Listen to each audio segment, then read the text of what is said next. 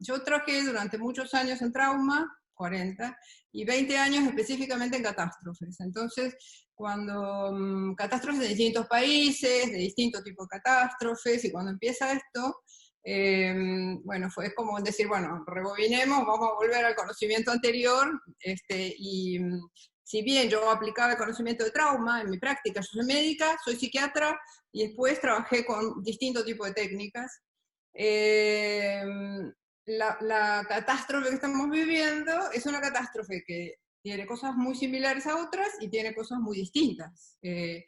Por ejemplo, si uno trabaja con un terremoto, el terremoto dura 1 minuto y al minuto siguiente uno empieza la reconstrucción. Esta es una catástrofe diferente, es una catástrofe extendida en el tiempo, que no sabemos hasta cuándo va a terminar, a la que nos tenemos que adaptar, pero hubo otras catástrofes parecidas a las que nos tuvimos que adaptar y tuvimos que cambiar. Patrones de conducta, patterns, sistemas, formas. Y esto es el desafío más divertido, palabra exótica para hablar de una catástrofe, pero es así, que tenemos cuando uno vive una situación de este estilo. Entonces, brevemente esta situación, por ejemplo, puede parecerse al 2001, donde había un problema enorme afuera, en el mundo, y un problema además interno en la Argentina, donde después de esto todo cambió, la forma de viajar, la forma de tomarse un avión, la forma de relacionarse, etcétera, etcétera, y el mundo se adaptó. La otra catástrofe, por ejemplo, fue el HIV. El HIV es una catástrofe que continúa hasta el día de hoy, que no hay vacuna, después de 20 años, y mucho dinero puesto en que no tiene una vacuna en el HIV, no hay vacuna, y sin embargo, podemos, cambiando hábitos y cambiando circunstancias, seguir la vida y entenderla a lo mejor de una manera diferente. Para hablar de catástrofes, entonces, hay un momento, vamos a ir a la neurociencia, ¿no? Como decía Marina, hay un estado que se llama estado de arousal. Es un estado que de alguna forma se puede explicar algo así de la siguiente manera. Imagínense que ustedes son un indiecito que camina por la selva y de golpe aparece un tigre, y entonces el indiecito decide y define su actividad no pasando fundamentalmente por sus pensamientos y su mente, porque en general la mente lo que hace, intentando controlar el futuro, arma formas, historias, predicciones y posibilidades que en realidad son un intento de controlar situaciones para poder organizar un tipo de acción. Pero cuando la mente hace esto, en general, y sobre todo si no tiene un antecedente del cual basarse, porque de alguna manera la unión de las experiencias va haciendo que nuestra mente piense, la mente que piensa, ¿no? Piense distintos tipos de variaciones, usa viejas historias conocidas para proyectar al futuro y predecir situaciones. Si nosotros en el medio de la selva, cuando aparece el tigre, empezamos a pensar, lo más probable es que no logremos nada, el tigre nos coma y no va a funcionar el sistema. Cuando uno tiene un estado organizado, donde todo el sistema de uno funciona en unidad, en armonía, y totalmente coordinado, ese es un estado completamente armónico. El estado de arousal es un estado químico, físico, mental, emocional, que a mí me sirve para tener una acción correcta sin que mi mente moleste en el transcurso, y salir corriendo, tomar una decisión, por ejemplo, salir corriendo, ver y evaluar si el tigre es más grande que yo, si el tigre es más chico que yo, si yo soy muy vulnerable o no muy vulnerable, tomo acción y avanzo y ataco.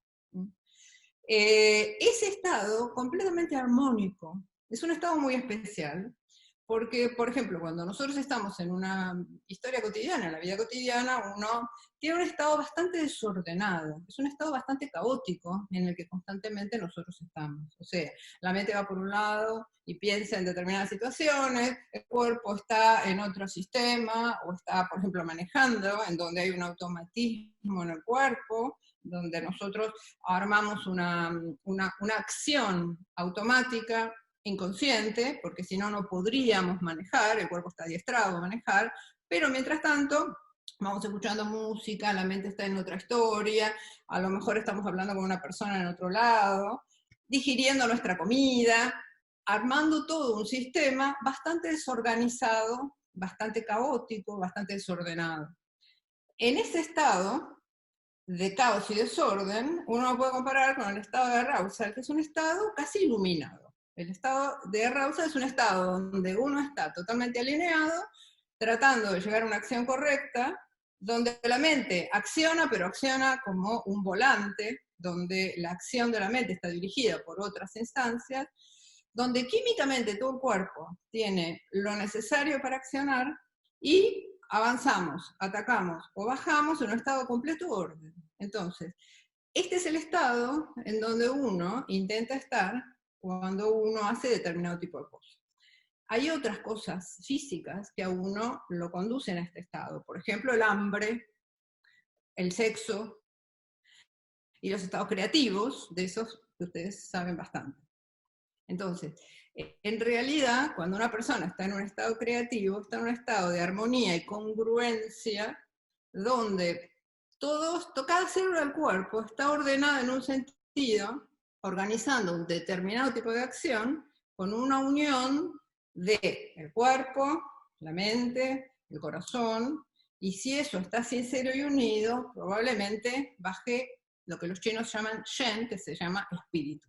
Entonces, el estado de inspiración es casi un estado parecido a este que estoy describiendo. Este estado no es un estado de estrés, ¿no? O sea, cuando uno vive una situación, volvamos para atrás y volvamos a la selva, cuando uno está en la selva y el indiecito decide salir corriendo y escaparse, mientras va caminando, escucha los ruidos, escucha los sonidos del tigre, escucha los ruiditos que puede hacer el tigre aplastando ramitas, también puede sentir el olor, puede ver el tigre, puede sentir miedo. Con toda esa situación, el indiecito tomó una decisión y salió corriendo. Llegó a su aldea, durmió varias noches, contó varias veces la historia de la selva y el tigre y no sé qué historia. Esto se fue uniendo a otras experiencias que le han contado de tigres de su vida, los tigres de la propia vida de él, más los tigres de toda la historia de la aldea, lo almacena en la memoria y va a recurrir a eso en algún momento que necesite ir al file de los tigres de mi vida. Si esto sucede bien a lo largo del tiempo, esa historia se almacena, no termina siendo un estrés postraumático y en ese estado sirve como experiencia. Si el tigre era demasiado grande o el indiecito demasiado chiquitito, y acá estoy hablando de la vulnerabilidad de la persona o de la intensidad del estresor, eso no va a ser tan sencillo. Toda la información que el indiecito percibió en la selva se va a almacenar en un área del cerebro que es un área muy superficial a donde va la primera impresión de las situaciones que yo estoy viviendo. Los sonidos, los olores, las sensaciones físicas, las emociones, los pensamientos que pueden llegar a aparecer en ese momento. Y eso se arma un paquete que intenta ser digerido por el sistema. ¿Para qué? Para que se transforme en experiencia y desagote una zona muy superficial donde uno recupera información para poder procesarla. Cuando esto no pasa, porque la zona que procesa esa información se traba, y se traba muchas veces por la intensidad de sustancias que hay en el cuerpo, de aminas, adrenalina, noradrenalina, cosas así, que uno segrega en la intensidad de la historia, es muy difícil digerir la historia del tigre y probablemente el indiecito tenga pensamientos intrusivos, está cocinando y se le aparecen flashbacks de tigre, pensamientos acerca de tigre, sensaciones de miedo, cuando en realidad está durmiendo a la noche tranquilamente en su casa.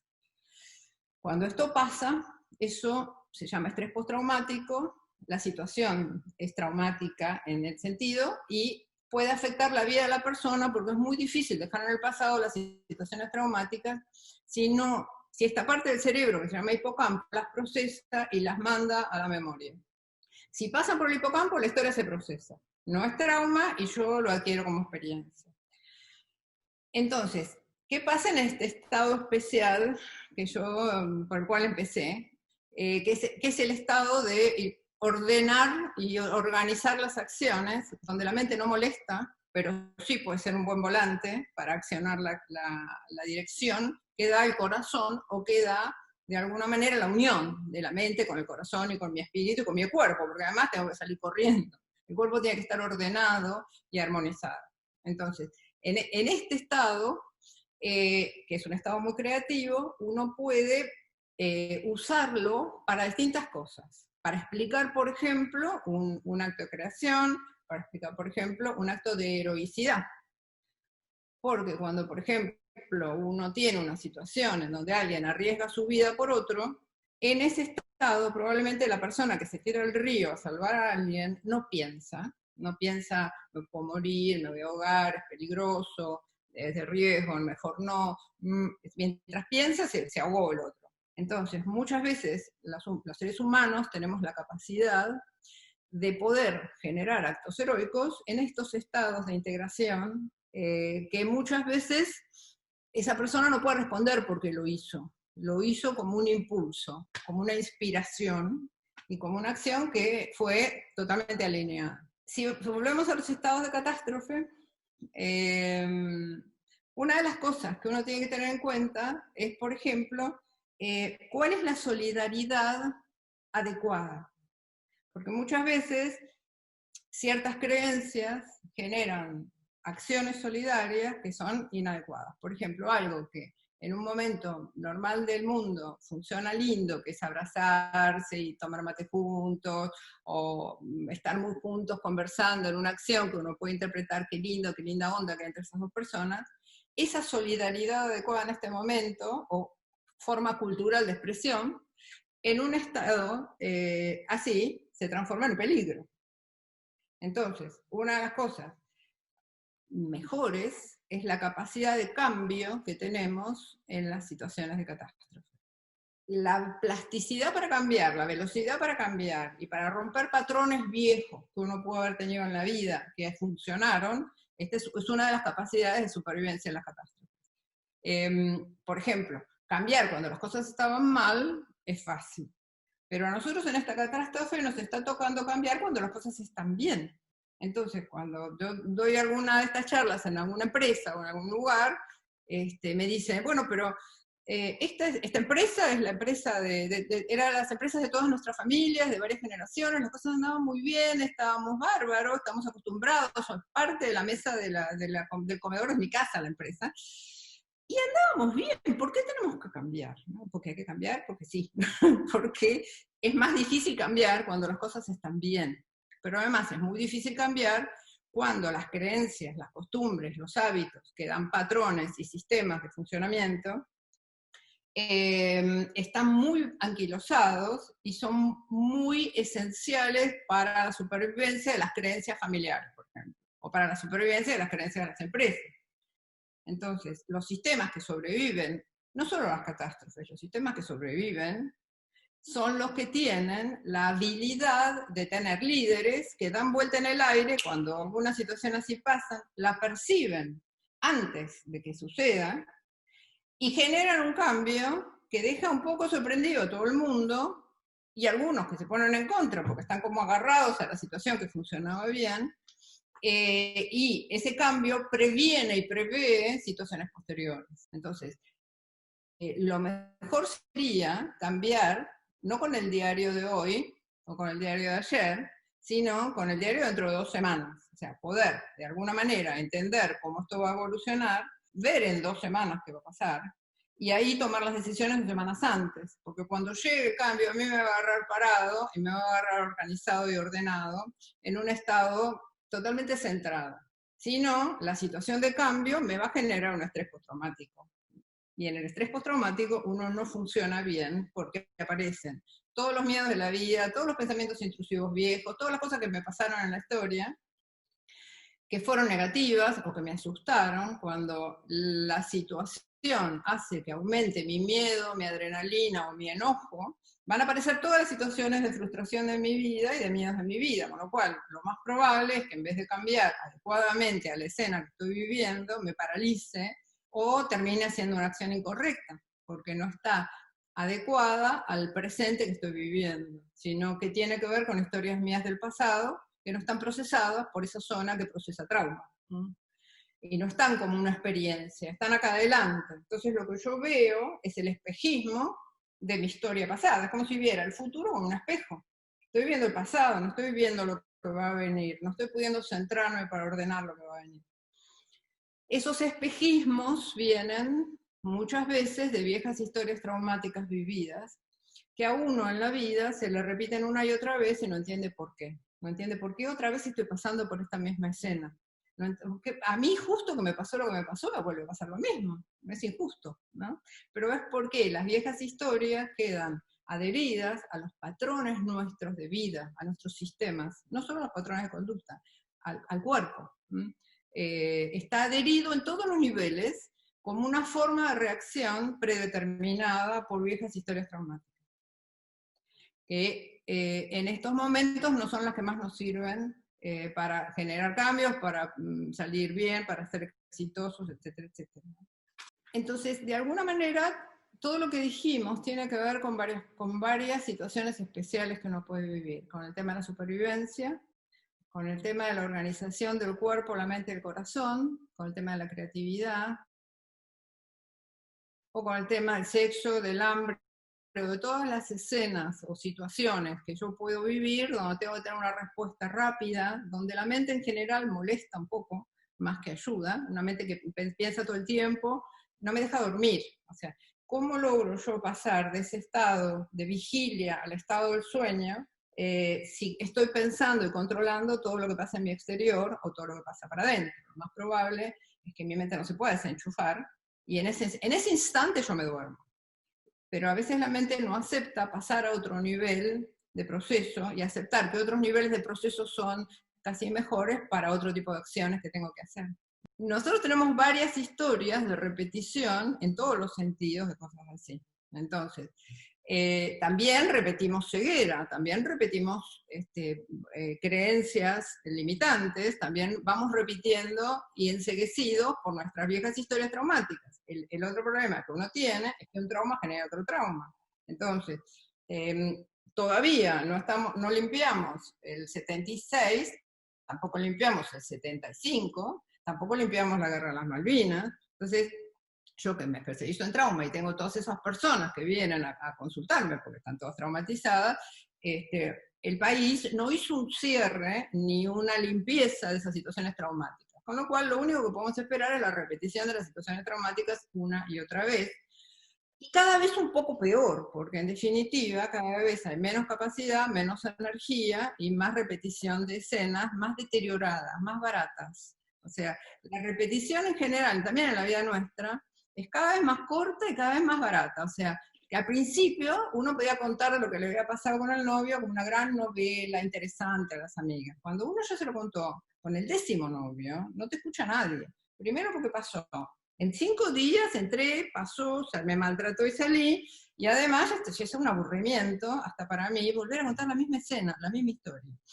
Entonces, esto es lo que se repite una y otra vez en el país, pero cada vez más barato y cada vez más bajito y cada vez como más ridículo. La repetición de una situación traumática empieza a ser poco creíble. Si uno, ¿para qué sirve esto? Porque si uno puede ver la secuencia y puede ver la historia, puede encontrar los espacios donde trabajar, donde escapar, o qué es lo que va a pasar pasado mañana. O sea, va a pasar exactamente lo mismo que fue pasando a lo largo de la repetición del pattern, un poco peor, un poco todos más desgastados.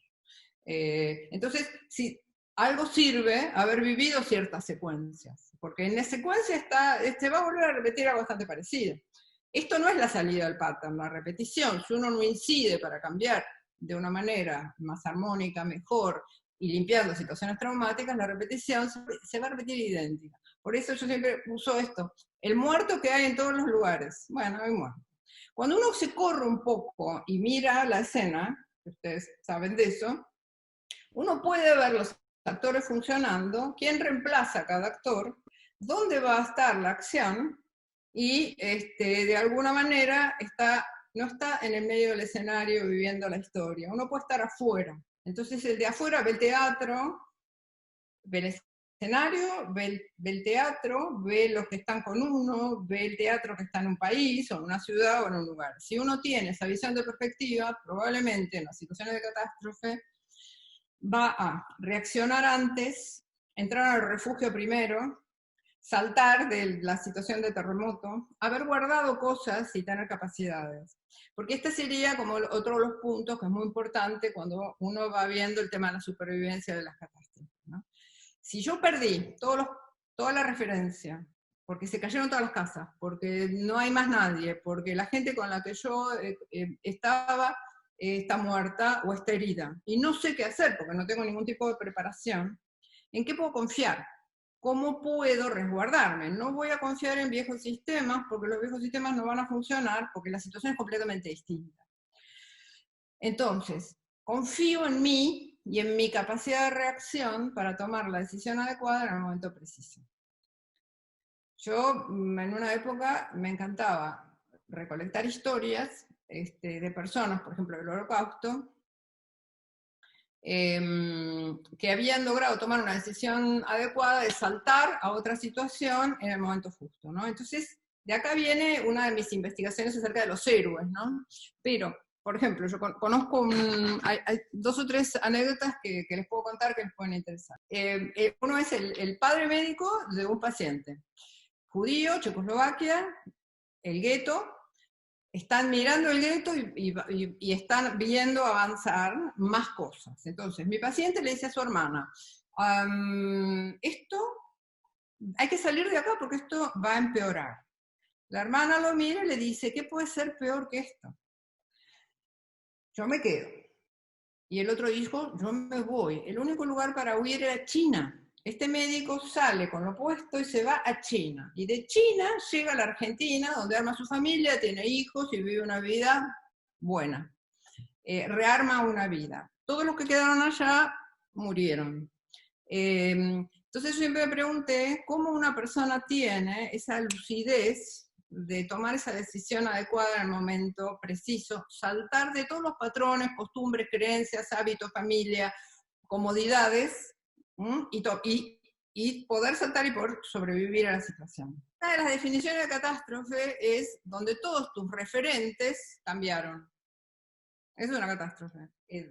Hay un montón de referentes habituales y lógicos de tu vida que cambiaron completamente, hasta cómo nos vestimos, hasta cómo salimos con un barbijo a la calle. O sea, es una catástrofe pandémica mundial, pero además, personalmente, claro que también es una catástrofe, porque, por ejemplo, la gente que antes salía a trabajar ya no puede salir a trabajar y ganarse el pan. Entonces, alguien que podía alimentar a su familia ya no puede alimentar más a su familia. Entonces, es una catástrofe. Enfermarse de un coronavirus grave es una catástrofe en este momento. ¿Cuál es la ley que organiza el líder de la catástrofe? Es una. ¿Cuál es la ley tuya? ¿Y cómo vas a organizar tu vida en función a todos los cambios que te rodean? Es tuya. Por eso hay que confiar en la capacidad de uno cuando todos los referentes están desaparecidos. Si vos no tenés un orden para accionar, solo podés confiar en que vos estás centrada y clara para accionar en el momento preciso de la manera correcta. Si vos vas a hacer, entonces la mente no va al futuro a pensar y pensar, organiza un poco la acción, y después vuelve y en el centro que uno tiene. Esto es como una batalla en un arte marcial, ¿okay? Cuando uno centra en la energía del arte marcial, confía en la capacidad y sabe perfectamente que el cuerpo va a reaccionar donde tenga que reaccionar en función a los reflejos externos e internos. Pero me preparé toda la vida para esta batalla. El primer hábito es confiar en uno. Es saber que mi cabeza va, por ejemplo, yo conozco mis miedos y puedo conocer las historias mías de patterns de repetición. Entonces, uno puede tener más claridad ahora para evaluar lo externo, para evaluar la respuesta. Con eso procesado, yo estoy centrada y veo con claridad la escena, confío en mí y confío en mi capacidad de reacción, porque sé lo que es la escena ahora. Aprendí de qué se trata esta escena. Entonces, la confianza y la claridad del trabajo que uno hizo todos estos años para crecer, para aprender, para centrarse, para cambiar, es la habilidad de haber almacenado alimentos para la catástrofe siendo un país coherente, ¿no? En un nivel de país es el país que tiene una un recaudo. La casa que tiene una alacena, yo que tengo mi historia. Entonces, confío en eso, confío en mi claridad de ver las acciones, y entonces puedo estar en el lugar un poco más tranquila. Yo cuando viajaba y trabajaba en esto, por ahí estaba dando un seminario, yo enseñaba una técnica específica para catástrofes, para desensibilizar trauma, pero yo tenía muy en cuenta que cuando yo me volvía a mi país en un avión, todos los que yo había formado se quedaban en Sarajevo, o sea, yo me iba tranquilita a mi casita, en un avión calentito. O sea, uno tiene que tener en cuenta cuando da clases o cuando uno da cátedra y cuando uno está metido en el quilombo. Acá estamos todos metidos en el quilombo. Es un quilombo muy conocido, es la repetición de un quilombo en Argentina que vimos varias veces pasar. Más viejos somos, más veces la viste pasar. Bien, cuento con la historia, cuento con eso. Yo me centro, confío y espero. Voy a tener los índices externos necesarios para tener mi accionar. La capacidad de cambio es muy importante, o sea, que yo pueda abandonar hábitos, costumbres, creencias y formas lo más rápidamente posible para cambiarlos por algo más adecuado al momento, esa es otra de las habilidades de un buen guerrero. Y el estado de arousal del que yo empecé a hablar me parece muy importante porque es un estado de batalla donde estoy centrado, donde estoy tranquilo, donde no tengo estrés, donde sé que estoy en un estado de mucha claridad y de mucha unión. Y esta es una catástrofe, no me acuerdo quién me preguntó, creo que una paz que dura un tiempo largo, porque esta es una de las características raras de esta catástrofe. Por eso empecé hablando del SIDA, o empecé hablando de lo que fue el terrorismo, de las Twin Towers. En función a eso cambió el mundo entero. Tenemos experiencia de catástrofes prolongadas, que cambian hábitos, costumbres y formas. O sea, cuanto más te desprendiste, limpiaste y aclaraste, menos mente tenés, más libertad tenés de respuesta y que la respuesta sea correcta.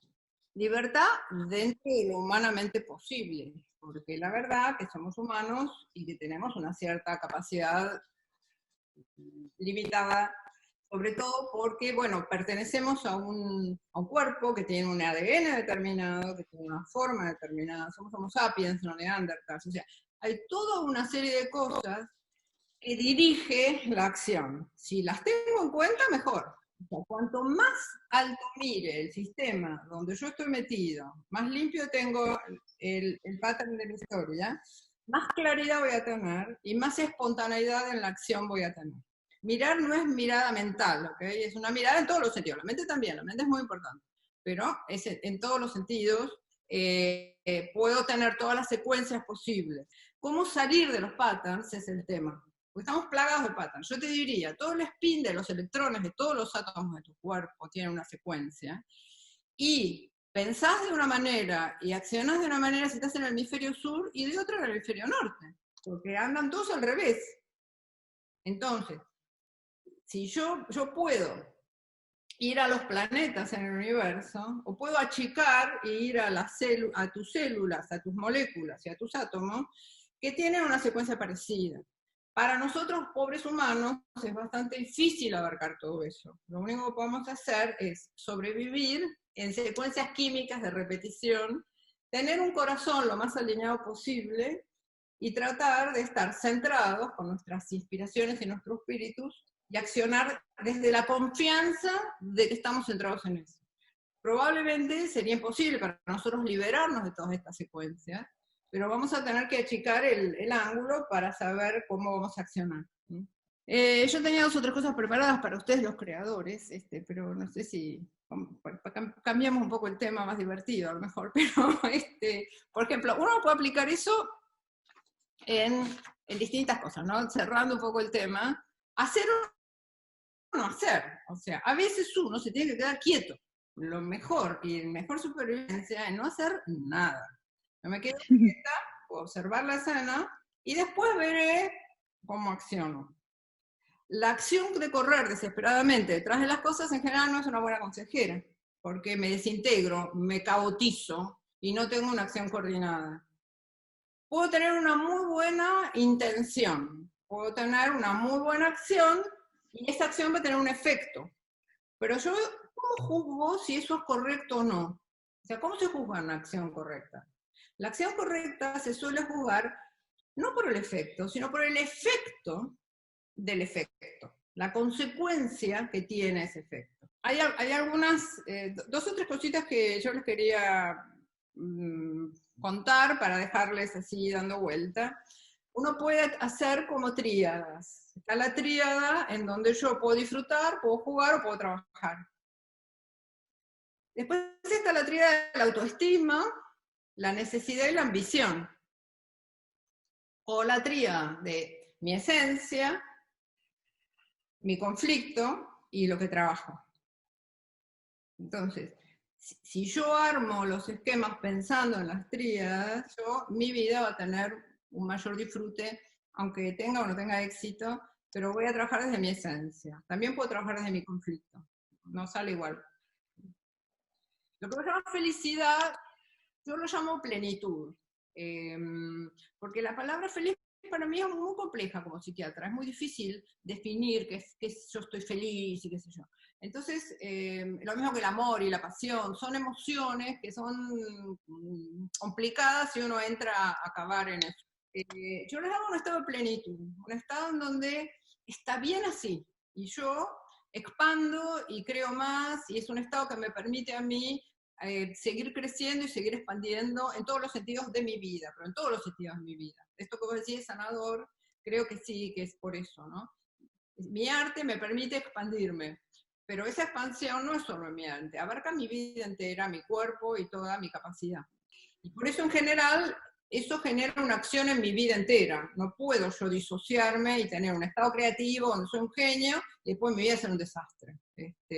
O yo sufrir o estar deprimido. O sea, en general, cuando uno está pleno y alineado, ese orden abarca toda la vida de uno. Abarca el corazón, abarca mi casa, abarca la gente, mi grupo, etc. Los chinos dicen algo así como que la mente es un caballo loco y el corazón, la mente es un mono loco y el corazón es un caballo desbocado, ¿no? Entonces, lo que uno tiene que trabajar es en el alineamiento del caballo con el mono para poder tener una unión física mejor, ¿no? Y eso es en lo que entrenan y entrenan y entrenan y entrenan. La práctica y la práctica y la práctica para poder lograr ese alinear. Todo lo que es trauma y todo lo que es historia vieja de conflicto es lo que me va a desalinear la mente con el corazón, el pasado, el presente y el futuro. Porque mis traumas fueron al pasado, modifican mi presente y por lo tanto probablemente tome decisiones malas para mi futuro. Entonces, el pasado en el pasado y limpio genera que mi presente sea mucho más pleno y expandido. Y a partir de ahí mi futuro puede ser enorme. Lo que yo no puedo prever, porque esa es otra cosa. Todo lo que yo pienso que quiero que me pase y mis sueños en el futuro tienen que ver con mi pasado y los deseos del pasado. Es un tema. Si yo trato de no planificar tanto, mejor, porque me van a pasar cosas inesperadas que yo no puedo planear y imaginarme con mis viejos patterns o mis viejas experiencias. Ese estado de plenitud que ustedes están buscando en estos chicos, que ustedes probablemente tengan, y sí, es maravilloso.